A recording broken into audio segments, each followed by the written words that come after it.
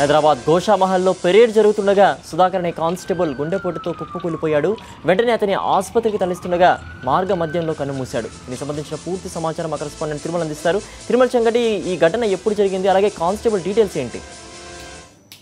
సిద్ధు, ఏదైతే Hyderabad police commissioner పరిధిలో కావచ్చు, అదేవిధంగా సైబరాబాద్ పోలీస్ కమిషనర్ పరిధిలో ప్రతి శనివారం కూడా వీళ్ళకు పరేడ్ అని ఉంటుంది. అది సుమారు ఉదయం 5 గంటల ప్రాంతాలకు ప్రారంభమై 7 గంటల వరకు కూడా ఈ పెరేడ్ జరుగుతుంది. అయితే ఈ రోజు ఉదయం గోషామహల్ స్టేడియంలో పెరేడ్ జరిగింది. అది బంజారాహిల్స్ పోలీస్ స్టేషన్ కి సంబంధించిన కానిస్టేబుల్కి పెరేడ్ జరుగుతుంది. అయితే పెరేడ్ ప్రారంభమైన 10 నిమిషాలకే బంజారాహిల్స్ పోలీస్ స్టేషన్ లో కానిస్టేబుల్ గా పనిచేస్తున్న 1998 బ్యాచ్ కి సంబంధించిన జిఎస్ సుధాకర్ అనే కానిస్టేబుల్ ఒక్కసారిగా గుండెపోటుతో కుప్పకూలడం జరిగింది. అయితే అక్కడే ఉన్నటువంటి సహచార కానిస్టేబుల్ అదేవిధంగా ఉన్నతాధికారులు అతను ఒక ప్రైవేట్ ఆసుపత్రికి తరలించారు. కానీ అప్పటికే అతను మృతి చెందినట్టు కూడా వైద్యులు తెలిపారు.